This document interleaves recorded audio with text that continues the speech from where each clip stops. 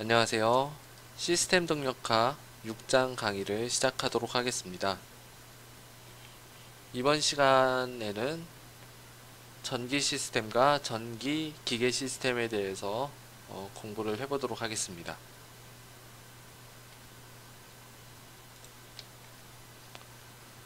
먼저 전기 시스템의 구성 요소를 살펴보면은 크게 세 가지가 존재를 합니다. 그래서 지금 요 시스템에 보이시는 요 저항이 이제 존재를 하고요. 그 다음에 두 번째 시스템이 바로 인덕턴스 혹은 이제 코일이라고 생각하시면 될 것 같아요. 코일. 그리고 다른 말로는 인덕턴스라는 표현도 많이 쓰고요. 그 다음에 축전기. 세 번째가 바로 축전기. 축전기는 전기를 전자를 이제 저장시키는 그런 역할을 하는데, 이 축전기를 영어로 하면은 커패시턴스라고 합니다. 캐패시턴스, 커패시턴스, 시턴스. 그래서 요 세 가지를 우리가 오늘 한번 배워보고 그다음에 응용까지 하는 걸로 한번 배워보도록 하겠습니다. 자, 그래서 첫 번째가 바로 이제 저항 요소가 되겠습니다. 그래서 레지스턴스 엘리먼트라고 얘기를 하고요. 자, 이거는 어떤 거냐면은 에너지를 열의 형태로 솟아시키는 요소다. 저항이라고 하는 것은 에너지를 감소시키는 역할을 해요. 그래서 기계 시스템에서는 감쇄랑 같은 역할을 합니다. 감쇄. 그래서 저항이라는 것은 이제 이렇게 작동을 하고요. 그래서 다음 보시는 것처럼 생긴 거는 또 강성이랑 같이 또 똑같이 생겼죠. 그래서 요거는 이제 회로도라고 보시면 됩니다. 그래서 그 회로도에서는 이거를 이제 저항이라고 얘기를 하고요. 이거는 이제 당겨지는 게 아니고 이 전선을 통해 가지고 I라는 전류가 지나간다고 보시면 되죠. 그래서 I라는 전류가 지나가고, 그 다음에 저항의 계수가 있습니다. 그래서 저항 계수와 이 전력 사이에 나타나는 저항에 걸리는 이제 전압이 이제 존재를 할 겁니다. 그래서 엄밀하게 말하면은 이 전압은 전압 강화가 이루어진다라고 보시면 되고요.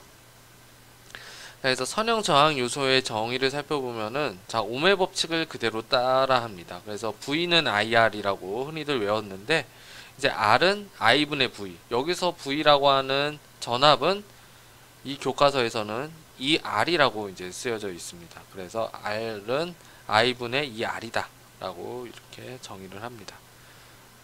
그래서 R은 단위는 이제 ohm이라고 쓰고요. 이제 요게 이제 바로 ohm의 법칙인데, 전류와 전압이 비례한다. 어떤 특정 상수 R이라는 상수를 이용해서, 그래서 요걸 저항 계수, 저항이라고 얘기를 하고, 단위는 ohm이라고 얘기를 합니다. 그리고 이 R은 저항 요소에 걸리는 전압, 볼트가 되겠고, I는 전류의 단위인 즉 암페어라는 표현을 많이 씁니다. 그래서 이 전류는 운동 시스템에서 보면 속도랑 거의 유사한 성질을 가지고 있고요. 그리고 이 전압이라고 하는 것은 힘이랑 거의 유사한 성질을 가지고 있습니다. 이거는 감쇄 계수겠죠. 감쇄의 역할을 해준다는 겁니다. 자, 두 번째가 바로 커패시턴스라고 얘기를 합니다. 그래서 커패시턴스는 어떻게 생겼냐면은 이렇게 실질적으로는 떨어져 있습니다. 실질적으로 떨어져 있어서 한쪽이 플러스로 걸리면은 다른 한쪽은 마이너스로, 마치 자석처럼 반대에 있는 측면에서는 다른 부호를 띄워주는 그런 역할을 하면서 서로가 이제 인력이 생기죠. 그래서 인력이 생기면서 저장되는 그 요소를 우리가 커패시턴스라고 합니다. 흔히 말하는 축전기 혹은 건전지가 이런 원리를 하게 되어 있죠. 그래서 엄밀하게 따지면은 이 안에 뭐가 채워져 있냐면은 부도체가 채워져 있습니다. 부도체라고 하는 것은, 도체는 전류가 흐르는 물질을 도체라고 하고요. 부도체는 전류의 흐름이 원활하지 않는 것을 부도체라고 합니다. 그래서 부도체가 가운데 끼워져 있어서 두 전류를 흐르지 않고 저장하거나 방출하는 그런 요소를 커패시턴스라고 합니다.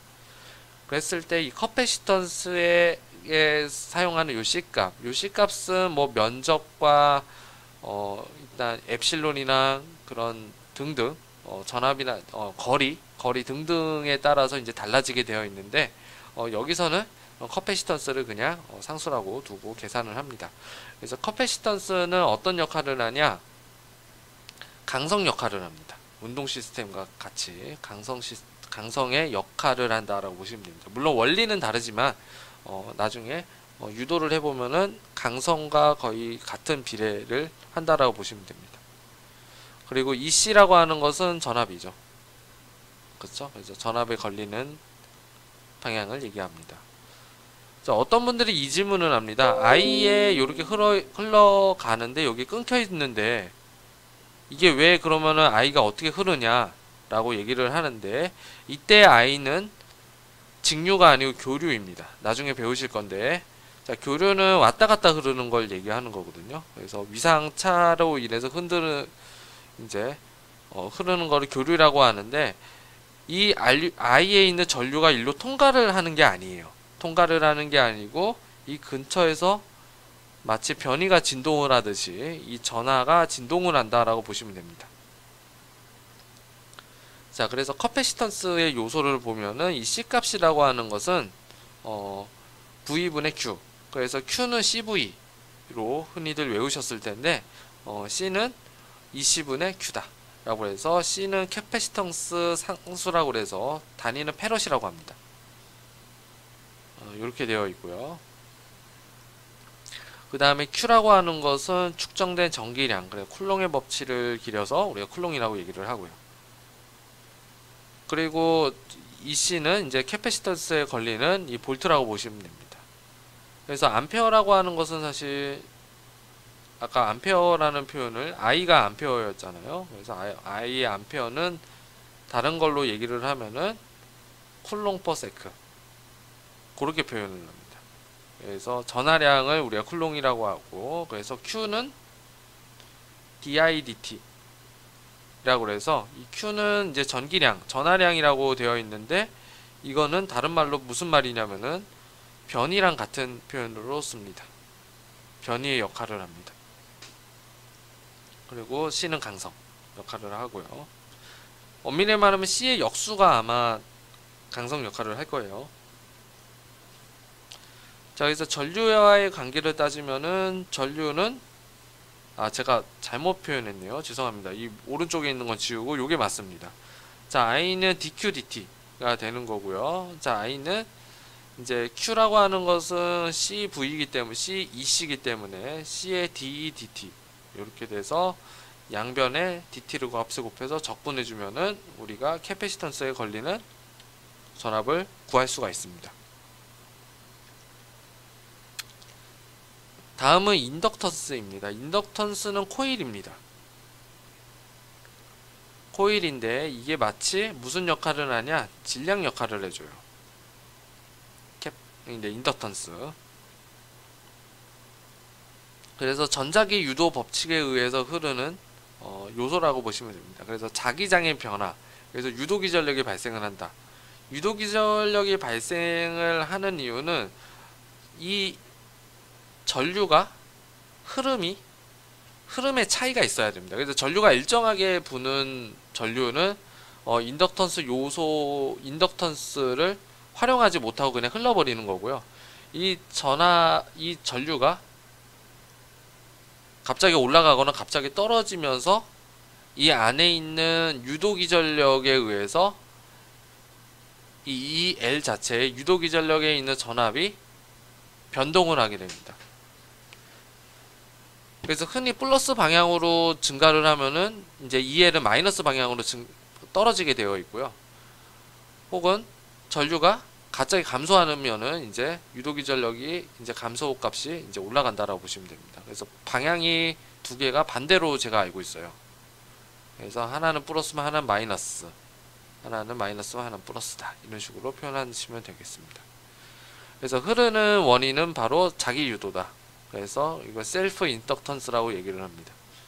그래서 자기장이 없어지는 방향으로 유도기전력이 발생을 한다 보시면 되는데, 그 유도기전력이 바로 EL이다 라고 보시면 됩니다. 그래서 인덕턴스는 이제 L의 didt로 외우셨을 텐데, 이제 L이라고 하는 이 상수가는 이제 그 코일에 대한 고유 상수입니다. 그래서 코일 상수인 인덕턴스 쓰고, 단위는 헨리라고 표현을 합니다. 그리고 EL은 유도기전력 전하, 그리고 didt는 전류의 변화인데 암페어 퍼 세크 이렇게 되죠. 그리고 요거는 마치 I가 속도라고 했으니까 가속도 역할을 합니다. 그리고 요 L은 우리가 질량 역할을 한다라고 보시면 되겠죠. 엄밀하게 같은 건 아닙니다. 같은 건 아닌데 이 역할을 한다라고 생각하시면 됩니다. 자, 그 다음 소스에 대해서 배워보도록 하겠습니다. 그래서 흔히 소스는 전압이랑 전류가 존재를 하는데, 이 전압이라고 하는 것은 이제 기계 시스템에서 보면 힘을 준다라고 생각하시면 되고요. 전류를 준다라고 하는 것은 변위 혹은 속도를 준다라고 생각하시면 돼요. 변위와 일정하게 속도를 준다라고 생각을 하셔도 좋습니다. 그래서 전압원은 이제 정전압원이 있고요. 그 다음에 그냥 전압원이라고 해서 이렇게 교류로 주는 방법이 있습니다. 그래서 정전압원은 요건 직류예요. 그래서 직류일 때는 C랑 L이 작동을 하지 않습니다. 한번 켜졌을 때, 꺼졌을 때만 작동을 하지, 정상 상태로 도달하게 되면 작동하지 않는다 이 뜻입니다. 이건 수업 시간에 제가 설명을 했고요. 자, 교류라고 하는 것은 이렇게 주기적으로 흐르는 것을 우리가 교류라고 얘기를 합니다.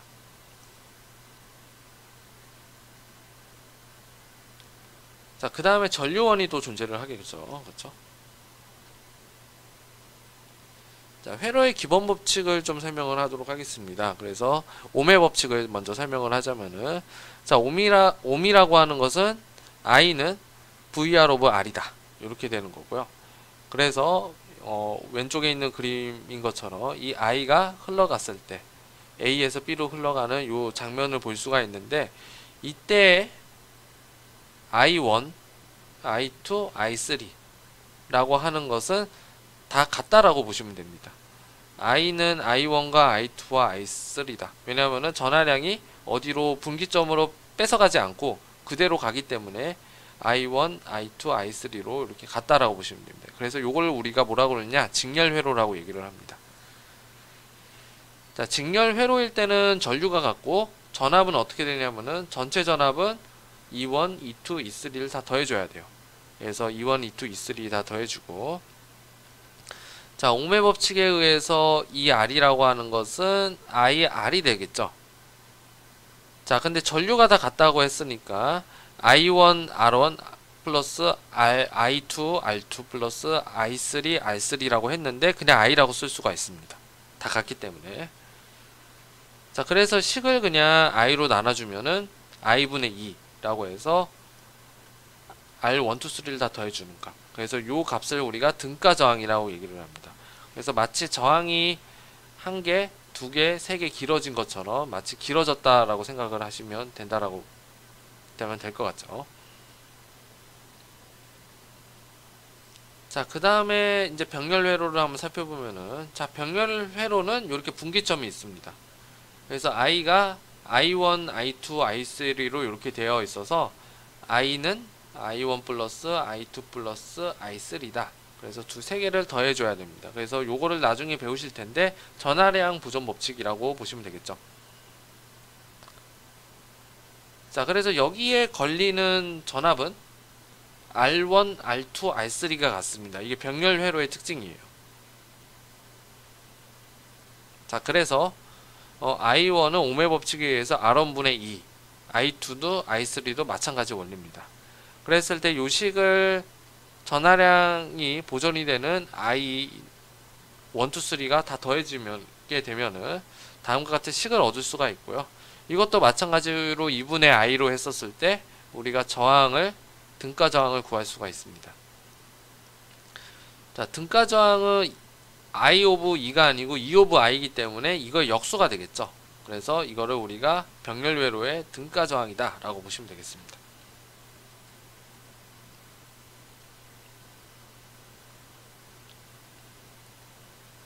자, 기계 시스템에서는 뉴턴의 제2법칙이 있는 반면에 전기 회로도에서는 키르이호프 법칙이 있습니다. 그래서 되게 중요한 법칙이라고 보시면 되고요. 자, 이 법칙을 통해서 우리가 지배방정식을 다 유도를 할 수가 있습니다. 자, 키르이호프 법칙은 두 가지가 있어요. 그래서 첫 번째 전류 법칙이 있고 두 번째 전압 법칙이 있습니다. 자, 첫 번째는 분기점의 법칙이 있고요. 자, 분기점의 법칙은 뭐냐면은, 자, 어떤 분기점이 있었을 때 들어가는 것과 나가는 합이 같다. 이거를 우리가 키르이호프 법칙이라고 합니다. I3도 들어오네요. 그래서 들어오는 걸 우리가 플러스, 나가는 걸 마이너스. 혹은 반대로 접수하셔도 상관없습니다. 그래서 반대로 들어가는 거를 마이너스로 했으면 나가는 걸 플러스로 해주셔야 됩니다. 그래서 요거를 전류 법칙이다. 자, 두 번째는 전압 법칙, 패곡선의 법칙입니다. 흔히들 에너지 보존 법칙이라고도 얘기도 합니다. 자, 에너지 보존 법칙은 이렇게 됩니다. 전압 강화를 이용해서 설명을 해주는데, 자, 먼저 하는 요령을 알려드리자면은, 자, A점부터 시작을 한번 해보겠습니다. 자, A점부터 시작했을 때, 자, 2라고 하는 것을 거쳤을 때 플러스가 되죠. 그래서 2가 플러스로 이제 작용을 할 거고요. 그 다음에 I가 같은 방향입니다. 그래서 I가 같은 방향에서 R을 지나가죠. 그러면은 R은 전압 강화가 일어날 겁니다. 그래서 마이너스 IR이 될 거고, 다시 또 돌아가면서 스몰 r을 또 지나가죠. 그래서 마이너스 IR 이렇게 돼서 나중에는 전압이 다 쓰여졌기 때문에 0이라고 보시면 됩니다. 그래서 처음에는 2로 시작해서 나중에는 0으로 되는 그런 시스템이 되겠죠. 그래서 플러스로 이 점에서 출발을 하시면 됩니다. 그래서 2는 IR, I 스몰 r 해서 I를 우리가 구할 수가 있겠고요. 그래서 요거를 우리가 전압 법칙이라고 보시면 됩니다.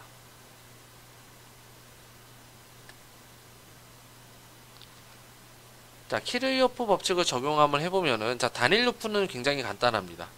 자, 이 I는, 자, 여기 플러스 마이너스 표시를 해줘야 됩니다. 자, 그럼 여기서부터 시작을 한번 해볼게요. 이 점부터 시작을 하면은, 자, 먼저 E1 플러스가 되고, 자, IR은 마이너스가 됩니다. 그리고 이 I는 반대로 꽂혀 있죠. 반대로 꽂혀 있는 거는 강화가 일어난다. 그래서 마이너스 2라고 보시면 됩니다. 그리고 요 I는 계속 똑같은 방향이기 때문에 R2, 그 다음에 R1 이렇게 돼서 마이너스가 되겠죠. 다 전압 강화, 똑같은 방향으로 강화가 되죠. 그래서 I라고 하는 것은 이런 식으로 결정을 해주실 수가 있습니다. 자, 만약에 내가 전류 흐름을 거꾸로 잡았다 라고 하면은 I 값이 반대로 나올 겁니다. 예, 그래도 전체에 있는 결과값은 다 같습니다. 자, 2개 이상의 루프를 보시면은, 자, 루프, 2개 이상의 루프는 우리가 전류에 있는 방향을 그냥 임의로 잡아줘야 됩니다. 그래서 그림에서 보는 것처럼 루프가 2개가 있으면은, 자, I1 방향, I2 방향, I3 방향을 각각 이렇게 잡았다라고 하면은, 먼저 분기점의 법칙을 한번 써볼게요. 자, A점에서의 분기점 법칙은, 자, 들어가는 거 플러스 I3, I1, 나가는 거 마이너스 I2 이렇게 되고요. 자, 왼쪽으로 한번 돌려보겠습니다. 자, 마이너스 플러스 다 표시를 해주시고요. 자, E1부터 한번 출발해보면은, 자, E1은 플러스 없다가 E2는 마이너스네.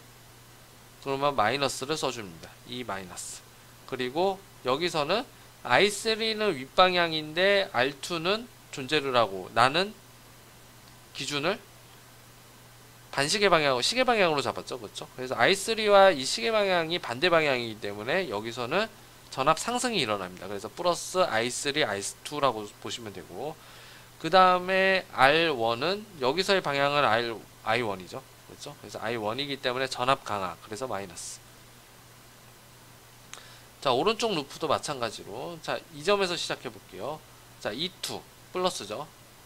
그리고 I2가 요렇게 방향이 되니까, 자, R3에서는 전압 강화가 일어납니다. 그래서 마이너스. 그래서 I2, R3 마이너스가 되겠고, 자, 그 다음에 다시 또 R2가 존재를 했을 때, R2는 I3가 윗방향이죠.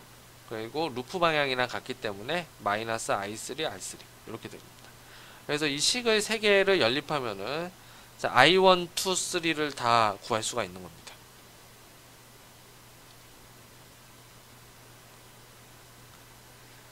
자, 그 다음은 전기 시스템의 수학적 모델링에 대해서 보도록 하겠습니다. 자, 시간이 0초 이상일 때 스위치가 닫혀진대요. 그래서 이게 닫아지면은 갑자기 전류가 없었던 게 전류가 갑자기 흐르겠죠. 그렇죠? 닫혀지는 순간은 이렇게 일자로 보시고, 여기서 우리가 키르이호프 제2법칙을 우리가 써보면은, 자, 플러스 마이너스 2부터 시작을 하겠습니다. 자, 2는 자, 방향을 우리가 I 방향을 이렇게 잡았기 때문에, 자, 여기서도 전압 강화, R에서도 전압 강화가 일어나니까, 자, 마이너스에, 자, 코일에서는 L에 DIDT 이렇게 써야 되겠죠. 그리고 마이너스 RI가 될 겁니다. 자, 이건 직류인데도 불구하고 왜 L에 대한 전압을 써줘야 되냐면은 갑자기 스위치가 닫혀졌기 때문입니다. 그럼 전류의 변화가 있으니까 당연히 코일에 전압이 걸리겠죠. 그렇죠? 전류의 변화가 있으니까. 자, 그래서 이걸 계산하면은 다음과 같은 식을 얻을 수가 있고요. 자, 이 식으로 라플라스 정리를 이용해 가지고 변환을 해주면 됩니다. 그래서 IT에 대해서 한번 구해볼 거예요. 자, I0는 제로였었죠. 처음에는 열려 있었기 때문에. 자, 그래서 이걸 라플라스 정리를 이용해 가지고 쭉 정리해주면은 다음과 같은 식을 얻을 수가 있고요. 그래서 이 식을 우리가 라플라스 역변환을 이용해서 계산하면은 IT라고 하는 것을 이렇게 부드럽게 쭉 올라가는 그런 직선이 될 겁니다. 그래서 처음에는 유도 기전력에 의해서 전압 상승이 잘 되지가 않았는데 점점 갈수록 전압 상승이 잘 되는 그런 값을 볼 수가 있겠죠. 그래서 코일이 아니고 직선인 경우에는 이 L 값이 거의 제로이기 때문에 거의 수직 상승으로 아마 될 텐데, 이게 코일이 유도 기전력을 일으키면서 전압을 방해를 시키는 그런 효과를 볼 수가 있습니다.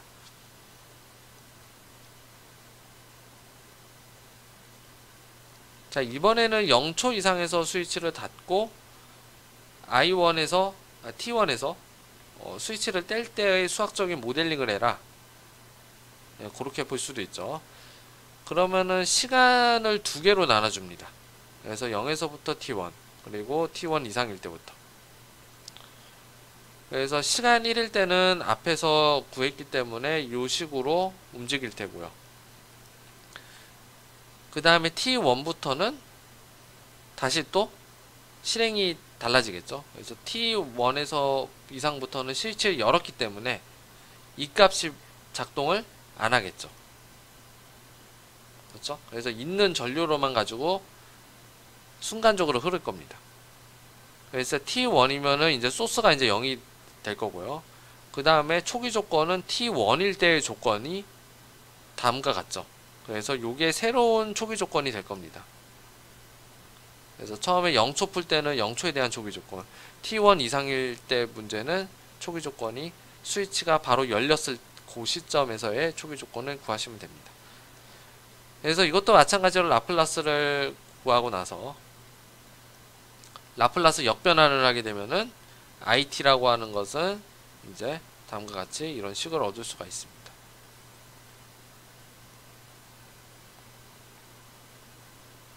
그래서 그래프를 한번 살펴보시면은 최종 해는 이렇게 그려집니다. 처음에 올라갔다가 이렇게 툭 떨어지는. 원래는 계속 스위치를 받았으면 올라가야 되는데 스위치를 끈 순간 이게 스무스하게 내려가는 그런 커브를 볼 수가 있습니다. 요거 때문에 그러는 거죠. 그래서 요 앞에는 컨스턴트 해지는 거고요.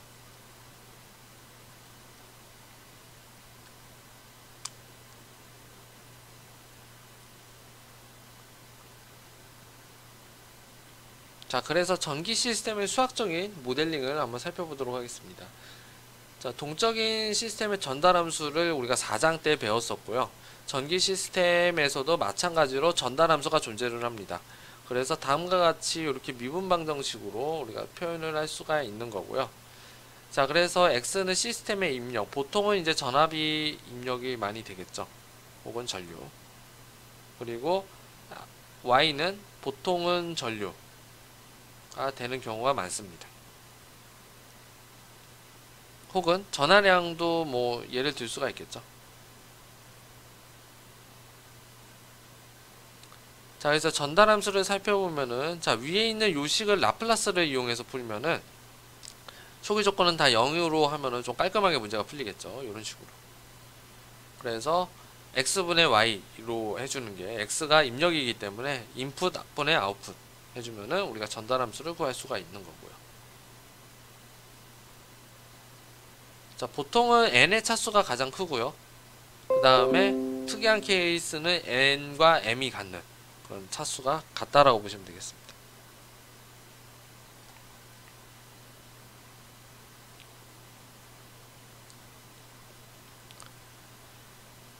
자, 다음은 전기 기계 시스템에 대해서 한번 다뤄보고자 합니다. 자, 앞서 계산했던 거는 다 전기 시스템이었어요. 전기 시스템인데, 요거는 이제 전기 시스템과 기계 시스템이 만났다라고 보시면 되겠습니다. 그래서 보통은 이 전기 시스템이 가장 많이 쓰이는 게 바로 모터가 되겠죠. 그리고 메카트로닉스가 다 이런 관련된 경우라고 보시면 됩니다. 그래서 전동력, 어떤 전압에 의해서 모터가 돌아가죠. 그리고 회전 속도가 존재를 하기 때문에 전자에서 기계로 넘어가는 그런 시스템이라고 보시면 됩니다. 그래서 본 강의에서는 요거를 이제 간단하게 다루고요. 그래서 요 강의, 요 분야가 좀 재밌으면은 자동 제어나 메카트로닉스 쪽으로 공부를 해보시면은, 최근에 또 자율주행 그런 어떤 성능이 또 많이 각광을 받고 있기 때문에 이런 전기 자동차랑 더불어서 관련지어서 전공을 하시는 것도 또 나쁘지 않을 것 같습니다.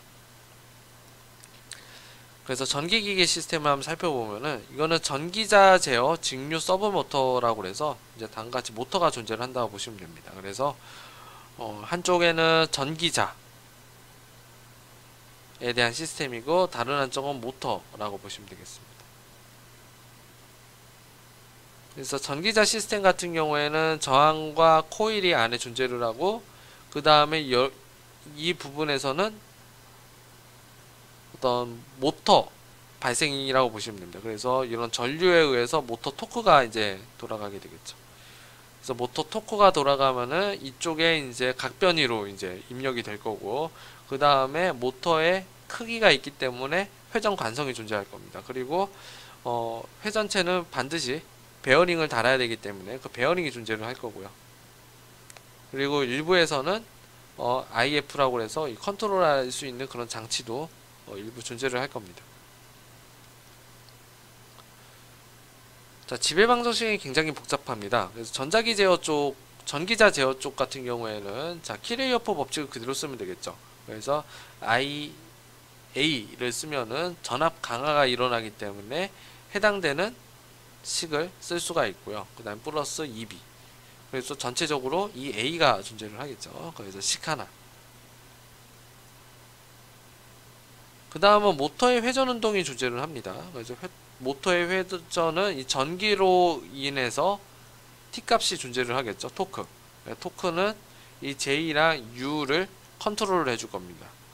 그래서 각변이를 표현해야 되기 때문에 요건 이제 뉴턴의 제2법칙이죠. 그래서 J의 세타의 더블 프라임 플러스 B의 세타 프라임은 T가 된다. 이렇게 될 거고요. 그러면은 요 토크랑 요 전류량의 관계가 있어야 되겠죠. 그렇죠? 그래서 그 관계가 뭐냐면은 주어져 있는 식이 있습니다. 그래서 모터와 토크의 전류 관계는 모터 토크 상수라고 주어져 있는 상수가 있고요. 그것은 I 값과 T 값이 비례하는 것으로 모델링이 되어 있습니다. 그래서 요건 주어진 식이 되겠고요. 리니어하게. 자, 그리고 나서 전기자의 전압 전압만 우리가 따졌을 때 전기자의 전압이라고 하는 것은 또 모터에 있는 전기자 어떤 상수가 존재를 하고 d세타 dt로 이렇게 전압을 이 주어지는 그 식을 보시면 될 것 같습니다. 그래서 식이 총 4개가 되겠죠. 식 두 번째, 세 번째, 네 번째. 그래서 여기서의 변수는 어떻게 되냐면은 IA가 변수인 거고요. 그 다음에 EB, 그 다음에 세타, 뭐 등등이 있겠죠. 그 다음에 토크. 그래서 요 4가지가 아마 변수가 작용을 할 겁니다. 그래서 여기서의 매개 변수는 사실은 EB와 토크와 IA가 되겠죠. 그렇죠? 그래서 원래는 이제 전압만 딱 가진 했었을 때 세타가 어떻게 나오는지가 가장 중요한 거니까. 그래서 모든 식을 다 라플라스를 적용하면 다음과 같은 식이 완성이 되고요. 그래서 어떤 거를 소거를 하냐면은 아까처럼 우리가 세타에 대한 식과 그 다음에 이 A에 대한 인풋이 있었겠죠. 그래서 요건 인풋, 그 다음에 세타는 아웃풋입니다. 그래서 인풋과 아웃풋을 비교하기 위해서 우리가 이 B라든지 T라든지 IA를 다 소거를 시켜줘야 되겠죠. 그래서 소거를 시키고 난 나머지 값이 바로 세타와 EA가 된다. 그래서 EA분의 세타로 해주면은 요런 값을 가질 수가 있습니다. 그래서 자세한 수학 과정은 강의 자료를 보시고요. 그랬을 때 이거를 상수 처리를 일부를 해주는 거예요. 그래서 이 상수 처리가 어떻게 하는 거예요? 라고 물어보면은 저도 이쪽에 있는 전문가가 아니기 때문에 잘 알지는 못합니다. 그렇지만은 어떤 이 상수가 어떤 거랑 연관이 있는지는 이 수학식을 보고서는 판단할 수 있겠죠. 그래서 이 식을 우리가 모터 이득상수, 그러니까 설계를 하게 되면 이 이득상수나 시상수가 주어지게 되어 있습니다. 그래서 이런 이득상수나 시상수를 이용해 가지고 우리가 실험에 있는 값들 쓸 수도 있는 거고요. 아니면 이런 식으로 계산을 해서 구할 수도 있겠죠.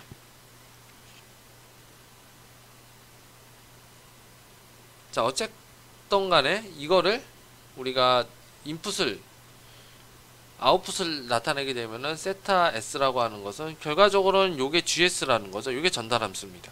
그래서 GS와 EAS를 이용해서 계산해 주면은 자, 이거를 이제 세타 S를 계산할 수 있기 때문에 이거를 라플라스 역변환을 하게 되면은 시간에 따라서 세타 값이 바뀌는 것을 확인할 수 있습니다.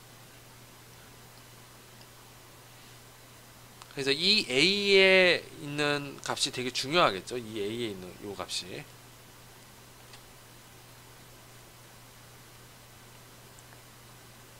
다음은 연산 증폭기 시스템에 대해서 알아보도록 하겠습니다. 연산 증폭기는 오퍼레이셔널 앰플리피어라고 얘기를 하고요. 우리가 신호를 증폭시키는 데 많이 활용을 합니다. 그래서 연산 증폭기는 어떻게 생겼냐면은 요렇게 삼각형에 있는 모양으로 세웠고 그 다음에 한쪽은 플러스 한쪽은 마이너스, 그리고 이 삼각형에서 나오는 요 신호와 그라운딩된 접지된 이 신호 사이에 어떤 압력 차이가 또 존재를 합니다. 그래서 요 압력 차이가 바로 아웃풋이 되겠죠. 그리고 E2와 E1이 바로 인풋이 될 겁니다. 그래서 E2와 E1에 있는 요 차이, 요 압력 차이가 이제 아웃풋에 있는 압력 차이에 미치는 영향을 이제 보시면 되겠죠. 그랬을 때 여기 앞에서의 관계는 다음과 같은 관계를 쓰게 되어 있습니다. 그래서 E2-E1은 K, 요걸 차동 이득이라고 하는데 이 차동 이득 값이 굉장히 큽니다. 그리고 그렇게 된 건 무슨 뜻이냐? E1과 E2 자체가 값이 차이가 별로 없더라도 증폭이 돼서 아웃풋으로 나온다라는 뜻이 되죠. 그래서 이를 우리가 이렇게 정의를 합니다. 그래서 일반적인 K값은 이 고유 상수에 대한 설계값이라고 보시면 돼요. 그래서 이 설계를 자세하게 보고 싶으면은 먼저 전기전자공학 시간에 트랜지스터나 트랜지스터를 좀 배우시고 그 다음에 다이오드를 배우시고 나서 이제 연산증폭기를 이제 배우시면 됩니다. 그래서 저희 과에서는 현재 요 수업은 존재하지는 않고요. 그래서 요 수업이 아마 이제 곧 이제 개설이 되지 않을까 그렇게 싶습니다. 그래서 그걸 이용해 가지고 우리가 K 값을 다 얻을 수가 있다라는 거고요. 보통은 이 값을 다 주어지게 되어 있습니다. 자, 연산증폭기 시스템의 이제 수학적 모델링을 한번 보면은 자, 모델링을 한번 보도록 하겠습니다. 그래서 요 증폭기는 이제 아까는 플러스 마이너스라 되어 있는데 지금 마이너스 플러스라고 돼 있어서 이거를 우리가 전문 용어로 반전 증폭기라고 얘기를 합니다. 그래서 이걸 예로 한번 들어볼게요. 자, 반전 증폭기의 회로도는 R1과 R2로 이렇게 연결이 되어 있습니다. 그래서 몇 가지 우리가 증폭기를 계산할 때 쓰는 그런 가정이 있는데 그 가정을 한번 살펴보면은 자, 일단은 I1으로 이제 전류가 흐를 거고 자, 밑에는 전류가 흐르지 않습니다. 왜냐하면은 접지가 되어 있기 때문에 그렇죠? 자, 그래서 I1으로 가서 I2와 그다음 I 대시로 분기가 나눠지게 되겠죠. 자, 그럼 I1을 우리가 살펴봤을 때, 자, 요점에 있는 전압을 E 대시라고 하고요. 이 I와 이 대에 의한 R1을 나눠주면 되겠죠. 그래서 I1 같은 경우에는 다음 같은 식을 좀 얻을 수가 있고요. 오음의 법칙이죠. 그리고 이 대가 이 반대쪽은 이 제로이기 때문에 이 대가 대시와 마이너스 이 제로의 차이에 의한 I2가 있을 겁니다. 자, 그래서 키르호프 법칙에 의해서 I1이라고 하는 것은 I2와 I 대시를 더해주는 값인데 연산 증폭기에서의 I 대시는 굉장히 값이 작습니다. 이상적인 값은 거의 0에 가깝고요. 그리고 I1, I2에 비해서 굉장히 작기 때문에 이거를 어느 정도 오차라 가정하고 무시를 할 수 있습니다. 자, 무시를 하게 되면은 다음과 같이 I1과 I2가 결국에는 같아지는 식이 되는 거고요. 자, 그리고 연산 증폭기의 작동 방정식을 또 사용을 할 겁니다. 자, 이 제로라고 하는 것은 K의 여기서는 이제 이 제로와 이쪽은 이제 0이죠. 그렇죠? 그래서 이 1은 0이고 마이너스 이 2가 0이고 그다음 이 대시는 이 1이겠죠. 그래서 2 마이너스 1. 그래서 아까 방정식을 그대로 쓰는데 결과적으로는 마이너스 K2 대시다. 그래서 이 제로와 이 0과 이 대시가 관계를 알 수가 있다는 겁니다.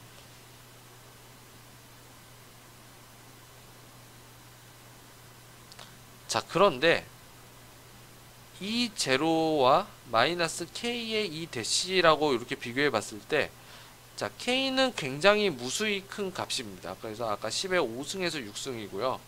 이거는 기껏 해봐야 거의 한 2, 3밖에 되지는 않습니다. 그러면 이 대시는 값이 거의 제로에 가깝죠. 그래서 이걸 통해 가지고 우리가 알 수 있는 거는 이 제로는 이 대시보다는 매우 크다는 것을 알 수 있습니다. 그래서 거의 이거를 0이라고 무시를 해도 오차가 크게 흔들리지가 않다라는 겁니다. 그래서 이 대시를 다 0으로 간정을 해버리고 그 다음 식을 정리하면은 이 제로와 이 I 값을 차이를 알 수가 있습니다.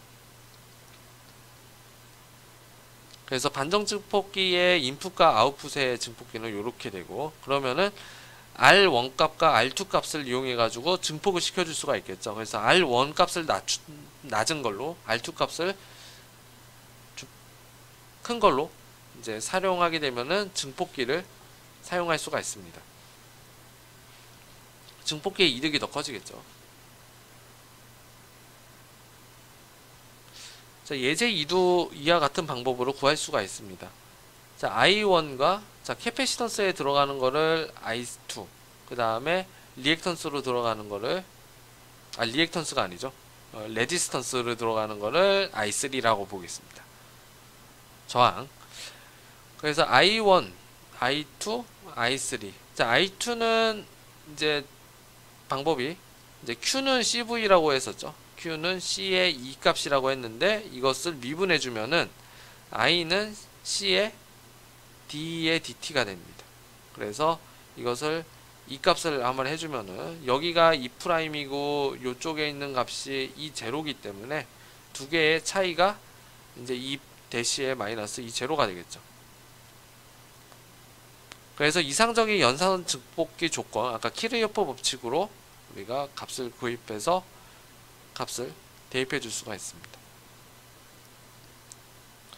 자, 이것도 마찬가지로 이 대시가 굉장히 작습니다.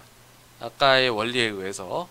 그래서 이 대시가 굉장히 작기 때문에 이 값을 다 무시를 해주면은, 무시해주면은 다음과 같은 식을 얻을 수 있고, 이거를 이항 정리를 이용하게 되면은 이 제로와 I 값의 관계를 알 수가 있는 겁니다.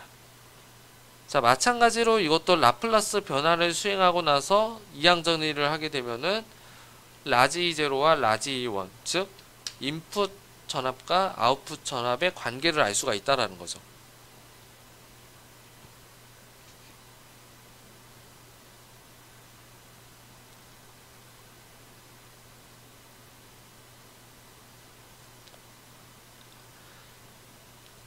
자, 이랬을 때 인풋에 있는 전압을 우리가 단위 계산 함수로 한번 넣어보도록 하겠습니다. 아까 그 연산 증폭 시스템에서 이렇게 값을 넣을 수가 있고요. 그 값은 이제 이 i라고 하는 것은 이제 라플라스 변환에 의해서 s분의 2가 되겠습니다. 그래서 아까처럼 이 i가 되어 있는 것 대신에 e 오브 s를 대입을 해주고요. 대입을 해줘서 부분분수 방법을 이용해서 다음과 같이 해를 구할 수가 있습니다. 그래서 이 값을 다시 또 역변환을 해주게 되면은 아웃풋 전압에 대한 시간에 대한 값을 확인할 수 있습니다. 자, 그래서 보면은 1 마이너스의 익스포넨셜 마이너스 승으로 이렇게 값이 나오겠죠. 여기 t가 아마 빠진 것 같아요. 이렇게 됩니다.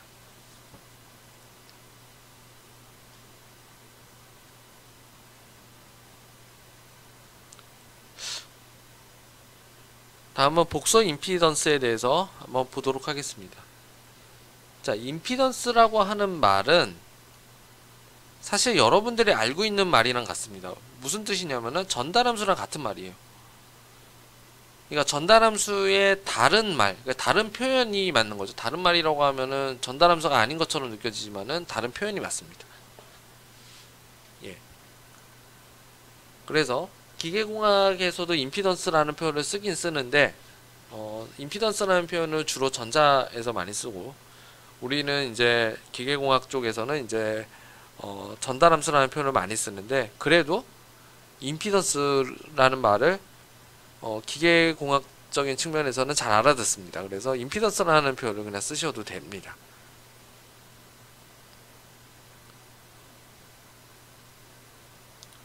자, 그래서 임피던스라고 하는 것은 어떤 거냐면은 자, 전기회로의 전달함수를 구할 때 시스템의 미분 방정식을 구하는 것보다 회로의 직접 전달함수를 유도하는 방법. 그래서 미분 방정식을 일일이 설립을 하는 게 굉장히 어렵기 때문에 이 복서 임피던스라는 개념을 이용해서 미분 방정식을 바로 세우지 않고도 우리가 어느 정도 값을 유출을 할 수 있는 그런 방법을 바로 복서 임피던스라고 합니다. 그래서 계산 과정이 좀 단순하게 되는 그런 장점이 있습니다. 자, 임피던스는 어떻게 되냐면 Z라고 하고요. I분의 2 값입니다. 자, 그래서 임피던스는 저항은 R, 커패시터는 1 오브 CS, 코일은 LS 라고 이렇게 정의를 하고요.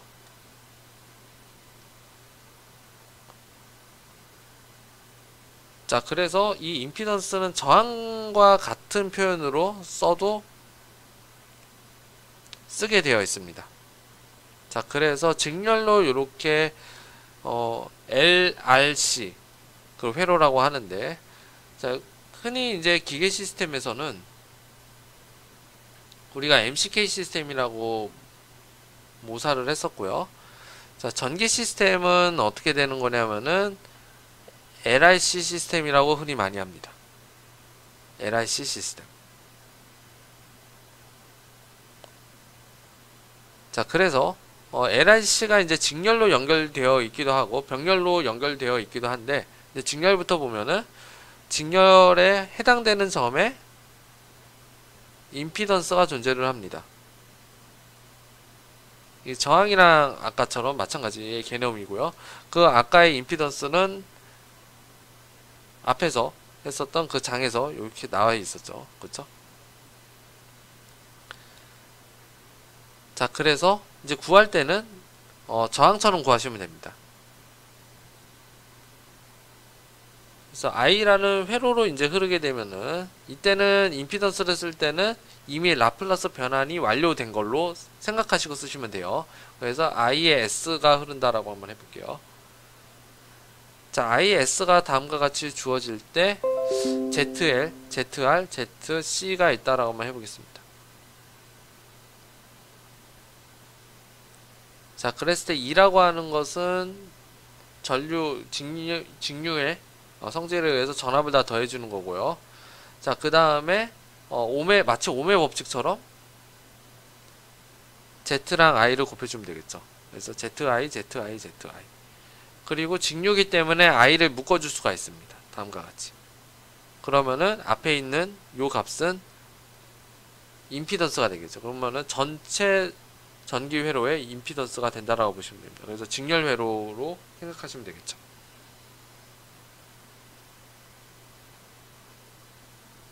두 번째는 전기 회로에 대한 복소 임피던스, 이제 병렬 회로를 보도록 하겠습니다. 자, 병렬 회로는 LIC 시스템이 이런 식으로 연결이 되어 있고요.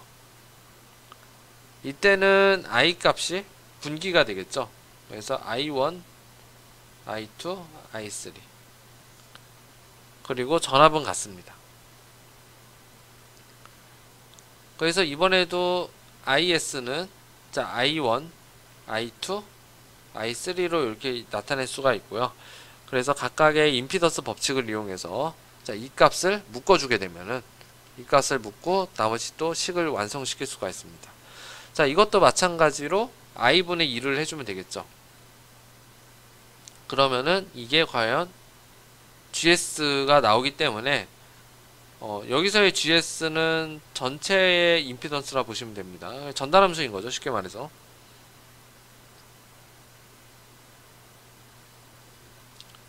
전달함수의 역수일 것 같아요.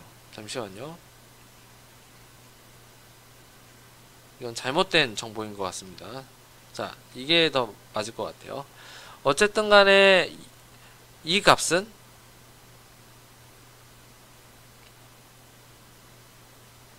Z분의 1인 거죠. 그렇죠?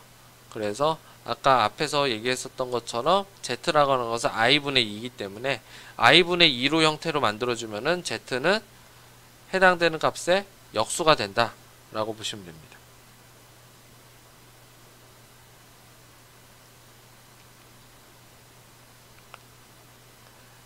복소 임피던스를 이용해서 우리가 전기회로의 전달함수를 또 계산할 수가 있는데 전달함수를 한번 계산해 보면은 자, EI, E0로 이렇게 나타낼 수가 있고요. 결과적으로는 이 I의 루프를 돌려서 보면은 I라는 어떤 전류가 이제 똑같이 흐르겠죠. 그랬을 때 ZI와 Z2로 곱해져서 계산을 하면 됩니다. ZII 플러스 Z2I 곱해져서 다음과 같이 계산이 되고요. 그리고 이 제로는 E2의 S의 I다 라고 해서 자, 인풋 대비 아웃풋이 되겠죠. 그렇죠? 그래서 인풋의 아웃풋으로 나눠지고요. 이때 매개 변수는 I가 되겠습니다. 그래서 그 I를 해서 계산을 해주면은 I는 소거가 되고 결과적으로는 다음과 같은 식을 얻을 수가 있습니다.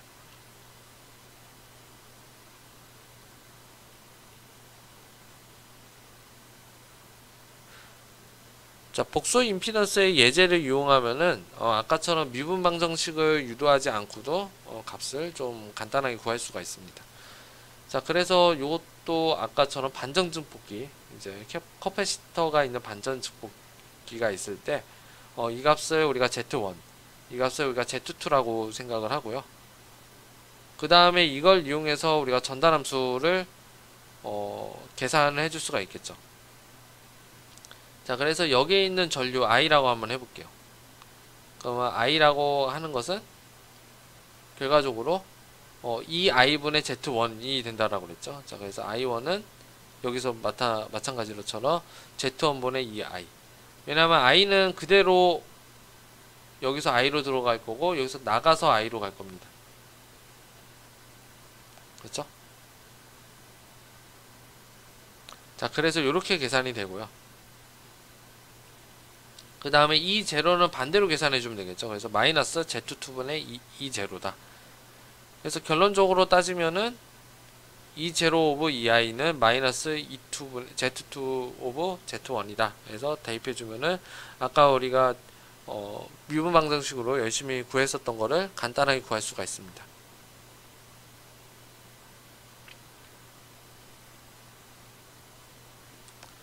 자, 다음은 전기 기계 시스템의 상사성이라고 보시면 되겠습니다. 근데 기계 시스템의 방정식은 이 P에 힘을 준다. 이걸 F라고 생각하시면 됩니다. 그래서 질량과 감쇄와 강성 시스템인 거예요. 감쇄가 이 밑에 달려있다고 해서 이거를 MCK 시스템이다. 가 아니다라고 하는 건 아니에요. 그러니까 MCK 시스템이 맞는 거죠. 그래서 그 방정식을 우리가 쓸 수가 있는 거고요. 자, 전기기계 시스템도 이 직렬로 연결했었을 때 요런 값을 갖죠. 결과적으로는 전류와 전하량의 관계가 다음과 같이 이루어지기 때문에 이걸 값을 대입해서 구하면은 값을 구할 수가 있다. 결과적으로는 이 변이와 전하량이 좀 유사한 경향성이 있고, 그 다음에 뭐예요? 질량과 아까처럼 전류, 인덕턴스, 그 다음에 댐핑, 감쇄계수와 저항, 그 다음에 강성은 캐패시턴스의 역수. 그래서 어느 정도 관련성이 있죠. 그렇죠? 힘은 전압으로 볼 수도 있고요. 그래서 이걸 힘 전압 상사성이라고 합니다. 그래서 기계 시스템과 전기 시스템이 이렇게 대조군으로 이렇게 이루어질 수가 있고요.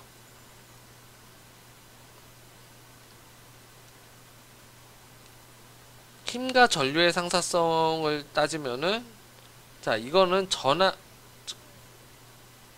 병렬 연결이 되겠죠. 그래서 이 시스템은 병렬 연결 시스템이 됩니다. 전류랑 상사성을 하기 위해서는. 그래서 RL, RR, IC를 다 더해주는 게 IS가 되기 때문에 이 IS를 계산을 해주면은 다음과 같이 라플라스 정의에 의해서 다음과 같은 식을 얻을 수가 있습니다.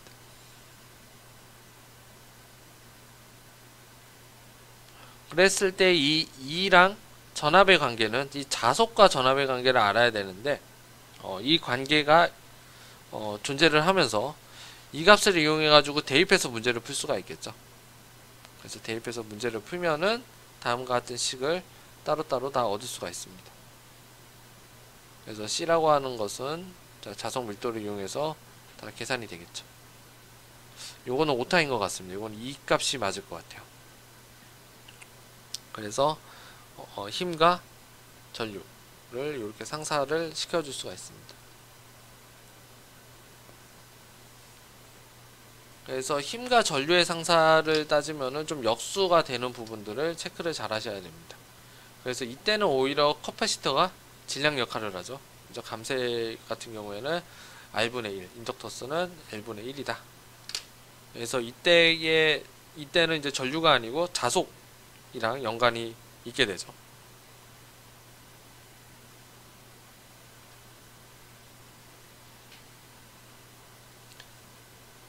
자, 이것으로 6장을 마치도록 하겠습니다. 네, 수고하셨습니다.